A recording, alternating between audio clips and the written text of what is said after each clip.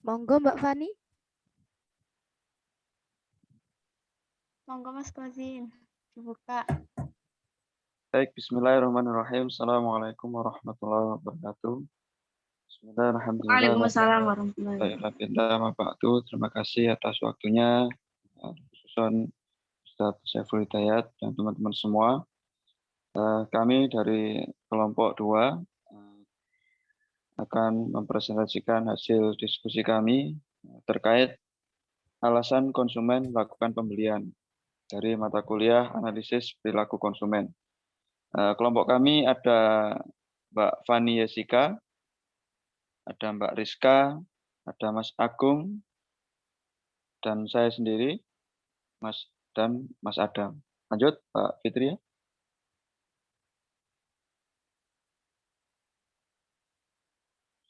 Baik, untuk pembahasan ke-1 yaitu ada definisi perilaku konsumen, ciri-ciri dari perilaku konsumen yang bersifat rasional, ciri-ciri perilaku konsumen yang bersifat irrasional. Berikutnya cara mengenali perilaku konsumen, tips termudah mengenali perilaku konsumen, mengenali masalah konsumen, perkiraan ukuran analisis konsumen melakukan pembelian, faktor yang mempengaruhi perilaku konsumen, selanjutnya tipe-tipe perilaku konsumen, manfaat perilaku konsumen bagi sales, dan yang terakhir manfaat perilaku konsumen bagi sales dan product development. Ini kami lumayan sangat banyak, nanti akan kami bagi untuk presentasinya. Lanjut.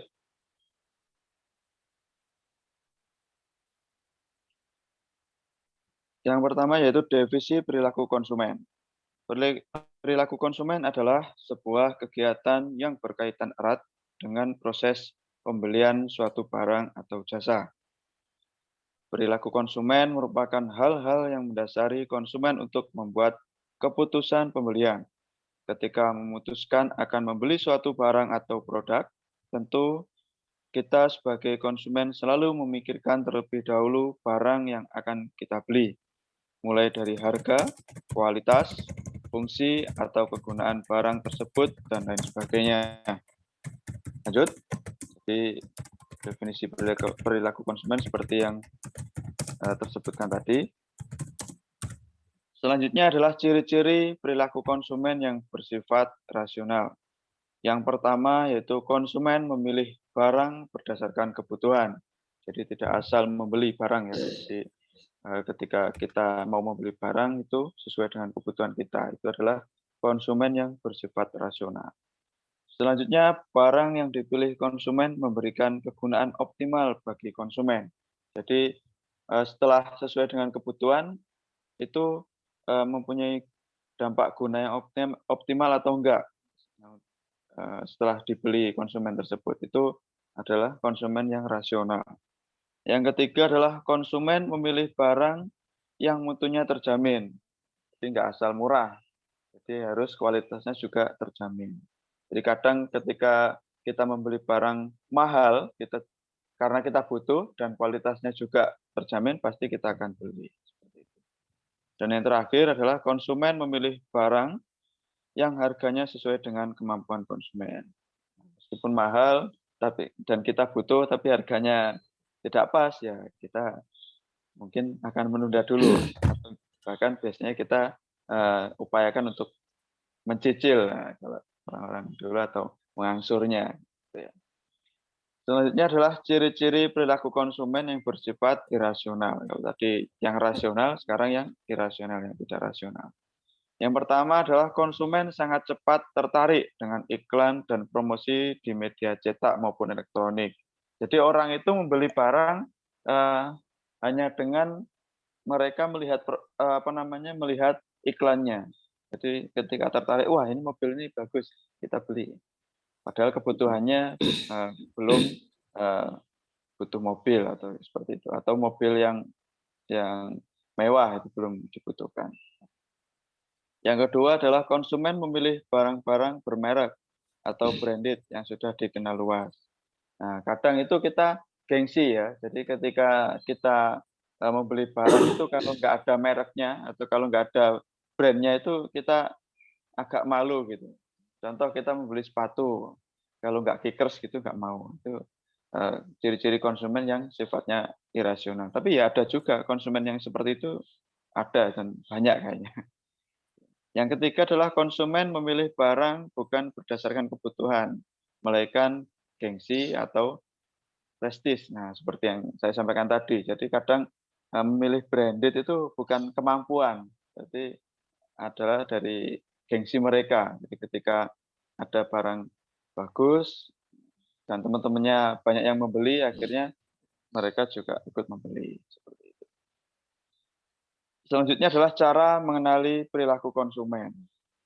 Yang pertama melalui pendekatan interpretif, yaitu pendekatan yang membahas secara mendalam hal-hal yang mendasar mengenai perilaku konsumen tersebut. Selanjutnya ada pendekatan tradisional yang didasari pada teori dan metode dari ilmu psikologi kognitif, sosial, dan behavioral, serta ilmu sosiologi. Dan yang selanjutnya adalah pendekatan sains pemasaran yang didasari pada teori dan metode dari ilmu ekonomi dan statistika. Lanjut, Mbak Fitria. Selanjutnya adalah tips termudah mengenali perilaku konsumen. Yang pertama yaitu membaca buku. Membaca buku sering dilakukan untuk memperluas wawasan dan pengetahuan spesifik mengenai sesuatu hal. Usahakan kita menjadi perpustakaan berjalan, yaitu seseorang yang mengetahui segala hal dan segala informasi terkait passion Anda. Jadi selain kalau dulu karena jarang atau belum ada internet ya, jadi kita diharuskan membaca buku agar kita tidak ketinggalan informasi atau kita akan kaya akan informasi. Yang kedua, ini menjelajahi internet. Nah, sekarang kan zaman modern sudah banyak internet. Internet akan semakin mempermudah seseorang untuk mendapatkan informasi. Semakin berkembang kemajuan teknologi, juga akan semakin mempermudah seseorang untuk mendapatkan pengetahuan. Jadi sekarang ini meskipun kita tidak punya uang atau tidak ada waktu untuk membeli buku, dengan gadget kita bisa mencari apapun melalui Mbah Google ya, yang sering kita sebut ini guru besar kita, Mbah Google. Jadi semua orang pasti familiar, pasti kenal dengan Mbah Google. Dari mulai anak SD, SMP, SMA, kuliah itu bahkan orang-orang pengusaha pun juga membutuhkan Google. Nah, inilah pentingnya internet bagi kita. Yang ketiga adalah interaksi langsung ke konsumen. Jadi tidak ada salahnya bertanya langsung kepada konsumen yang lain, ke konsumen yang lain ya, ketika melakukan proses pembelian. Saling berkonsultasi dan mendapatkan masukan dari kedua belah pihak, baik dari penjual maupun dari pembeli yang lain. Biasanya kita untuk mengenali perilaku konsumen itu kita tanya ke pembelinya, atau kalau gitu kita tanya ke konsumennya, gimana produk kita seperti ini, gimana. Nanti kita akan mengetahui perilaku konsumen tersebut, apakah menyukai barang kita atau tidak, seperti itu. Yang keempat adalah berkomunikasi dengan memperkenalkan diri. Jadi pelaku pasar itu adalah penjual dan pembeli. Maka biasanya seorang yang akan melakukan pembelian itu akan lebih sering berkomunikasi, bisa bertanya dan aktif untuk mencari tahu. Jadi ada 4 tips mudah untuk mengenali perilaku konsumen. Itu bisa melalui buku, bisa kita cari di internet, bisa juga kita langsung tanya ke konsumen lain, atau bahkan kita terjun langsung ke pasarnya, seperti itu. Lanjut, Mbak Fitria.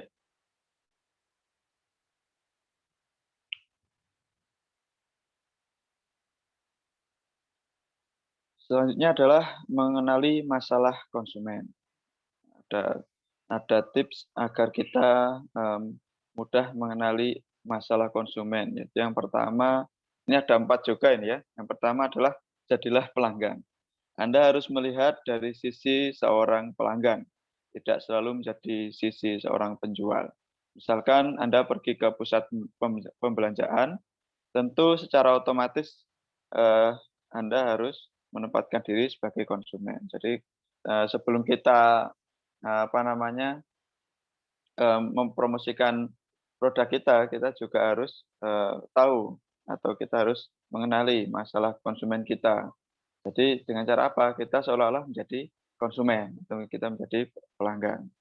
Yang kedua adalah amati sekeliling konsumen dan kompetitor. Hal yang lain dapat kita lakukan adalah mengamati lingkungan dan keadaan di sekeliling konsumen maupun kompetitor bisnis kita. Dengan mengamati bisnis yang hampir mirip atau serupa dengan bisnis kita, maka kita dapat melihat kekurangan-kekurangan yang mungkin terjadi pada sektor bisnis tersebut. Jadi masalah konsumen ini kita juga bisa mengenali lewat kita mengamati konsumen tersebut dan kompetitor kita. Jadi produk yang sama atau mungkin mirip dengan produk kita. Jadi kita terjun langsung, kita cari apa yang menjadi kekurangan-kekurangan produk kita. Selanjutnya adalah menambah kenalan dan membuka pemikiran. Yaitu hal yang sangat positif bagi kita dan bisnis kita. Selain menambah relasi, partner kerja, juga dapat menambah networking atau jaringan bagi bisnis kita. Jadi dengan kita menambah kenalan dan kita membuka pemikiran yang luas, itu akan menambah relasi kita atau partner kerja kita atau bahkan bisa menambah jaringan kita. Jadi semakin banyak jaringan kita akan mudah juga mengenali masalah konsumen kita. Yang keempat adalah bertanya langsung masalah yang dihadapi oleh pelanggan atau konsumen kita. Tidak ada salahnya bertanya kepada pelanggan lain tentang pandangannya mengenai bisnis kita. Kita dapat memulai sebuah perkenalan dengan pelanggan yang lainnya dengan cara menanyakan hal-hal yang ringan terlebih dahulu, seperti sapaan, kalimat basa-basi, dan lain sebagainya. Jadi kita juga bisa langsung tanya kepada pelanggan apa yang sering dialami oleh pelanggan kita. Lanjut, Fitria. Perkiraan ukuran analisis konsumen melakukan pembelian. Ini pembahasannya selanjutnya akan disampaikan oleh Mbak Rizka. Monggo dipersilakan.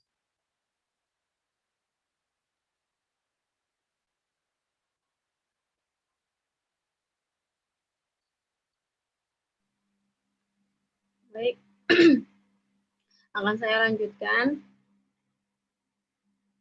Di sini ada perkiraan ukuran analisis konsumen melakukan pembelian.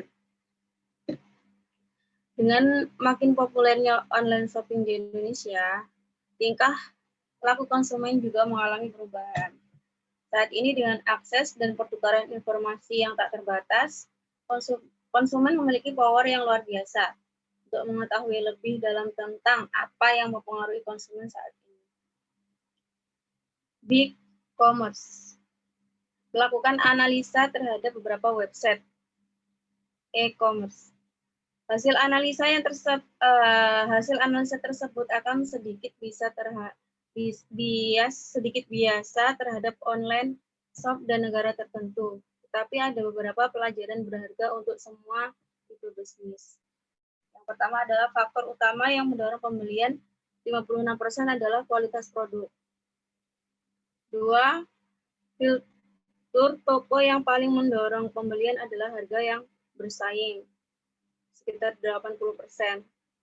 Yang ketiga adalah 62% konsumen yang akan membeli barang dengan harga mahal. Melakukan riset di offline store sebelum membeli secara online. Terus yang keempat, 9 dari 10 konsumen melihat video mengenai produk teknologi yang mungkin Anda beli. 54% konsumen memiliki smartphone dan 74% dari mereka menggunakan untuk online shop. Yang keenam, 80% mengakui bahwa post dari temannya mempengaruhi keputusan pembelian mereka. 30% konsumen akan merespon terhadap tawaran dari sebuah brand jika posting dilakukan oleh teman mereka. Yang ke-8, 44% konsumen akan lebih berinteraksi dengan sebuah konten yang menggunakan gambar. Jadi kepenarikan sebuah produk itu adalah merupakan tujuan juga dari konsumen. Lanjut.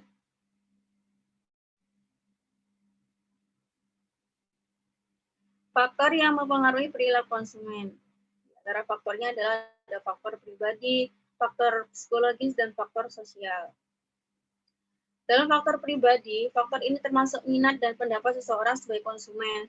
Secara khusus, faktor ini juga dipengaruhi oleh faktor demografi, seperti usia, jenis kelamin, budaya, profesi, latar belakang, dan sebagainya. Kemudian, dalam faktor psikologis meliputi respon individu berdasarkan persepsi dan sikapnya terhadap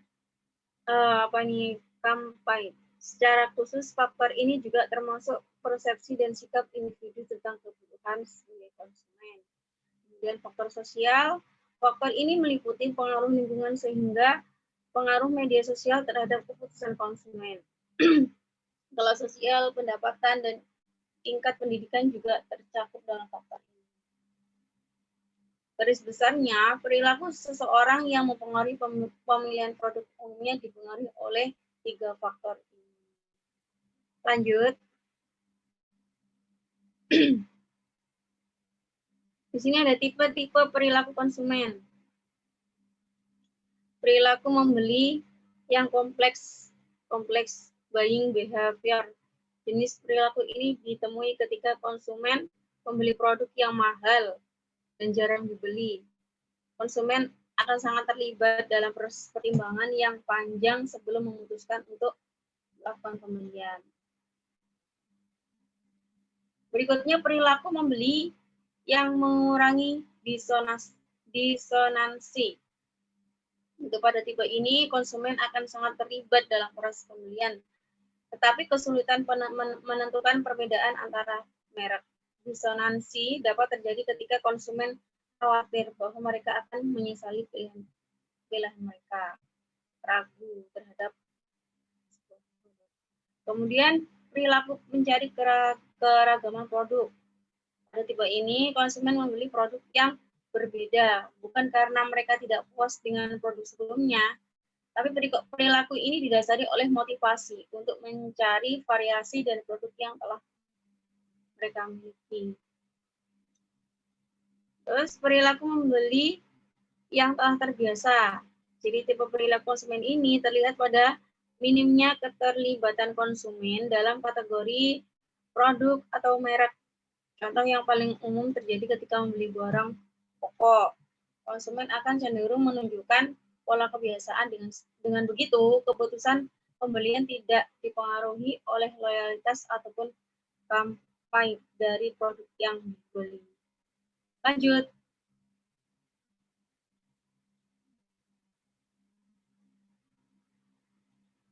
Manfaat perilaku konsumen bagi sales.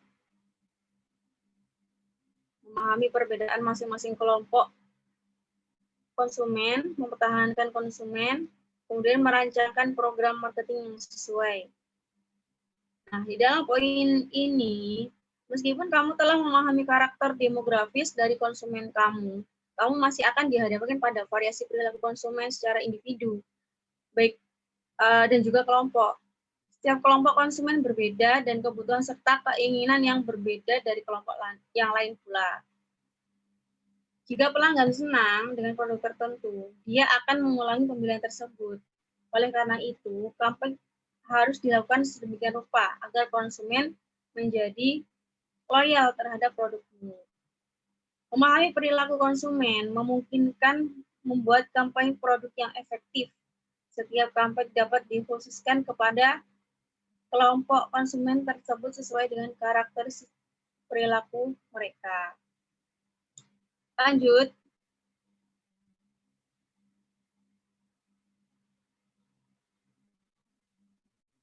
Berikut beberapa manfaat perilaku konsumen bagi sales dan produk development. Satu, ini ada 3. Satu, memahami perbedaan masing-masing kelompok konsumen. Meskipun kamu telah memahami karakter demografis dari konsumen kamu masih akan dihadapkan pada variasi perilaku konsumen secara individu dan kelompok. Yang kedua, mempertahankan konsumen. Jika pelanggan senang dengan produk tertentu, dia akan mengulangi pembelian tersebut. Oleh karena itu, kami harus dilakukan sedemikian rupa agar konsumen menjadi loyal terhadap produk ini. Study in dapat dimanfaatkan untuk mempertahankan konsumen tersebut. Ketiga, merancang program marketing yang sesuai, yaitu memahami perilaku konsumen, memungkinkan kamu membuat kampanye produk yang efektif. Setiap kampanye dapat dikhususkan kepada kelompok konsumen tertentu, sesuai dengan karakteristik perilaku mereka. Ini akan memudahkan memahami apa yang menjadi motif konsumen melakukan pembelian. Lanjut. Nah, dalam pembahasan kedua ini, ada beberapa poin yang akan dilanjutkan oleh Mbak Yesika. Waktu dan tempat dipersilakan. Terima kasih Mbak Rizka, akan saya lanjutkan. Pembahasan kedua yaitu mengenai alasan konsumen melakukan pembelian. Yang kedua, 8 alasan psikologis yang membuat orang mengambil dan membeli produk. Yang ketiga, faktor-faktor yang mempengaruhi keputusan konsumen dalam membeli barang. Lanjut.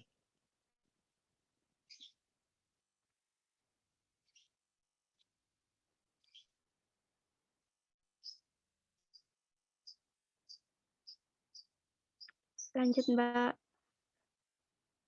Sudah keluar ini, Mbak. Belum keluar ya di sini.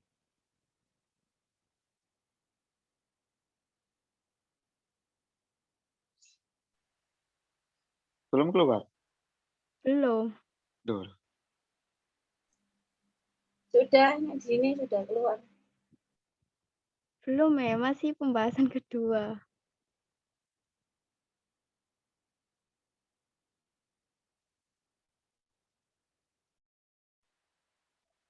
Ya wes, dilanjutkan Mas Adam. Tuh, metu tambah. Oke.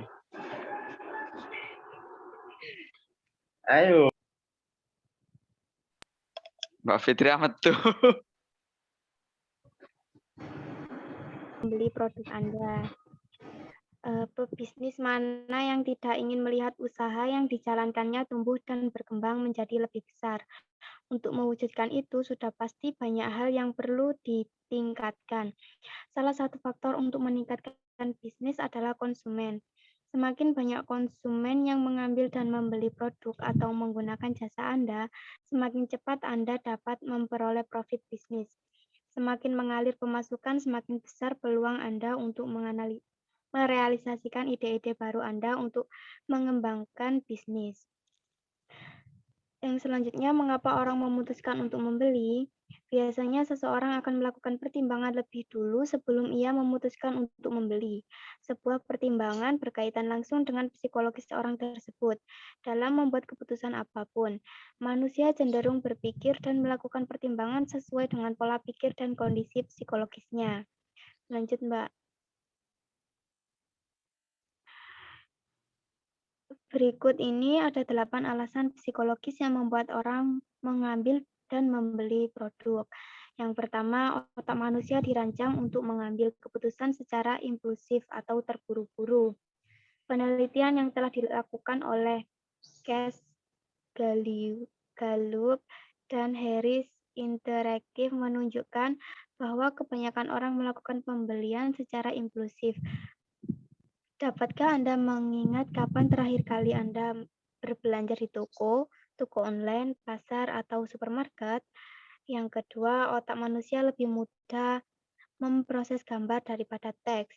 Coba Anda perhatikan kemasan makanan, kemasan barang elektronik, hingga konten dan penataan halaman website. Hampir seluruhnya sangat mementingkan unsur estetika, penataan warna, dan gambar. Seperti yang pernah diungkapkan oleh Steve Jobs bahwa hal tersebut hanya akan didapatkan oleh cita rasa dan warna. Yang ketiga, warna biru diartikan sebagai lambang kepercayaan. Jika masih bingung dengan warna yang paling tepat untuk kemasan produk atau halaman web, tidak akan ada salahnya untuk memilih warna biru.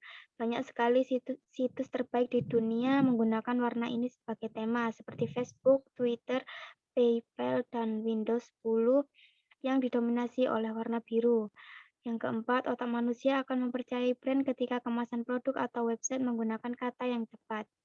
Jeremy Smith, seorang ahli conversion optimization, mengatakan bahwa kepercayaan merupakan inti dari proses jual beli. Kita seperti apa yang bisa dipercaya oleh banyak orang? Lanjut. Yang kelima, ketika pikiran mengatakan yes sekali, maka akan memiliki kemungkinan untuk mengulang yes lagi. Jika Anda bisa mendapatkan persetujuan pertama dari seorang konsumen untuk melakukan sign up pada alamat emailnya, kemungkinan besar ia akan memberikan persetujuan untuk kedua kalinya. Yang keenam, konsumen akan mengambil keputusan berdasarkan informasi pertama yang dilihat. Menurut Actoring Effects, rata-rata orang selalu mempertimbangkan informasi pertama yang mereka dapatkan ketika dihadapkan pada pengambilan keputusan. Setelah melihat produk yang ditawarkan secara sekilas, mayoritas konsumen akan melihat harga produk. Yang ketujuh, setiap keputusan tidak terlepas dari sisi emosional. Seorang mengambil keputusan yang memiliki posisi penting selalu merasa independen, rasional, dan tidak terpengaruh oleh emosi. Dalam realitasnya, ilmu neuroscience telah menunjukkan bahwa setiap keputusan sangat tergantung dari peranan emosi yang dimiliki oleh seseorang. Jika emosi tidak terlibat di dalamnya, keputusan akan sangat sulit diambil. Orang yang terlalu rasional terlalu banyak menimbang-nimbang. Yang kedelapan, sesuatu yang diberi label akan memiliki kesan sama seperti label tersebut. Dalam suatu studi, sebuah kelompok pernah diberikan sebuah sugesti bahwa mereka harus terlibat lebih aktif dalam kampanye, sementara kelompok lainnya tidak diberikan sugesti. Hasil penelitian tersebut menunjukkan bahwa kelompok partisipan yang diberikan sugesti memiliki tingkat keaktifan kampanye 15% lebih tinggi dibandingkan dengan kelompok partisipan yang tidak diberikan sugesti. Lanjut.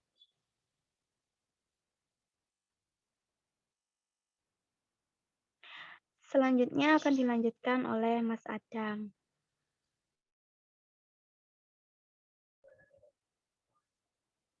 Faktor-faktor yang mempengaruhi keputusan konsumen dalam membeli barang. 1. Akses mudah. Apabila konsumen sulit menemukan atau mengakses platform di mana kami berjualan, pada satu titik konsumen akan merasa malas dan dalam memilih untuk mencari toko lain. Maka itu pastikan tokomu mudah diakses, terutama apabila kamu menjalankan bisnis online. 2. Tampilan toko dan produk. Kesan yang didapatkan konsumen saat mereka mengunjungi tokomu atau melihat produk bisa menentukan apakah mereka semakin tertarik atau berbelanja atau tidak. Contohnya saja, banyak yang memutuskan untuk makan di suatu tempat karena restorannya tampak menarik di luar. 3. Informasi, ketersediaan, dan kualitas produk bukan hanya dari tampilan saja, tetapi keseluruhan produk juga mempengaruhi keputusan pembeli, mulai dari informasi, ketersediaan, hingga kualitas. Apabila informasi produk tidak jelas, konsumen pun bisa ragu dan kualitas produk maupun kredibilitas bisnis. 4. Harga yang terjangkau. Salah satu faktor utama dalam membeli barang adalah harga. Harga yang terjangkau bukan berarti harga harus terlampau murah. Apabila harga terlampau murah hingga di bawah standar, bisa jadi konsumen malah ragu mengenai kualitas produk tersebut. Namun jika harga terlalu mahal, konsumen mungkin akan mencari toko lain yang bisa menawarkan harga yang lebih terjangkau. Next.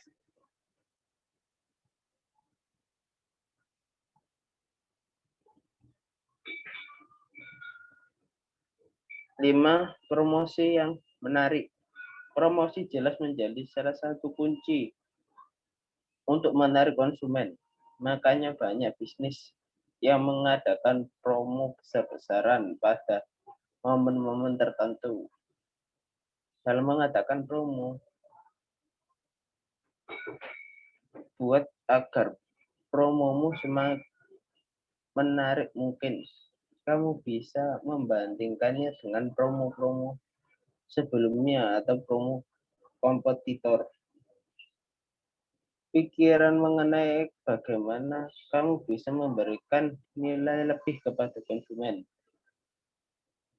Komunikasi yang mudah dimengerti. Saat berkomunikasi pada konsumen, baik itu dalam teks informasi produk, customer service, teks promosi, konten website, atau media sosial, dan lebih banyak lagi, usahakan untuk menggunakan bahasa yang sederhana dan mudah dimengerti konsumen. Memiliki kecenderungan untuk lebih menyukai sesuatu yang tidak hanya familiar, tetapi juga mudah dimengerti. 7 review dan pembeli lain. Reputasi toko sangat mempengaruhi keputusan konsumen dalam membeli barang, khususnya untuk bisnis online. Maka terus pantau rating dan review yang diberikan konsumen terhadap tokomu. Apabila ada keluhan, segera tangani. Tampilkan juga testimoni dari pelanggan agar calon pembeli semakin percaya.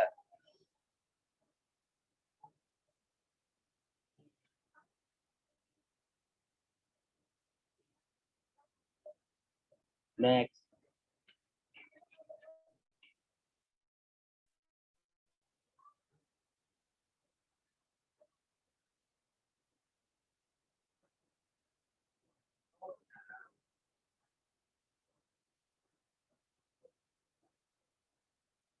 Delapan, pelayanan yang berkualitas. Kualitas pelayanan yang lambat atau tidak ramah dapat membuat konsumen menjadi enggan untuk membeli. Gunakan bahasa yang sopan dan ramah dalam merespon konsumen. Sebisa mungkin respon konsumen secepatnya. Apabila ada jam operasional, cantumkan jam tersebut pada profil tokomu hingga konsumen tahu kapan waktu yang tepat untuk menghubungimu. 9, waktu pengiriman. Waktu pengiriman juga menjadi pertimbangan konsumen dalam membeli barang. Apabila konsumen membutuhkan produk tersebut, segera mungkin sebaiknya beri pilihan pengiriman yang beragam bagi konsumen. Semakin cepat barang semakin baik. Pastikan juga kamu bisa menawarkan harga pengiriman yang terjangkau. Selain cepat, kamu juga harus bisa memberikan jaminan bahwa barang yang dipesan konsumen akan aman pengiriman. Terutama jika barang dikirim adalah barang besar atau barang yang mudah pecah atau rusak.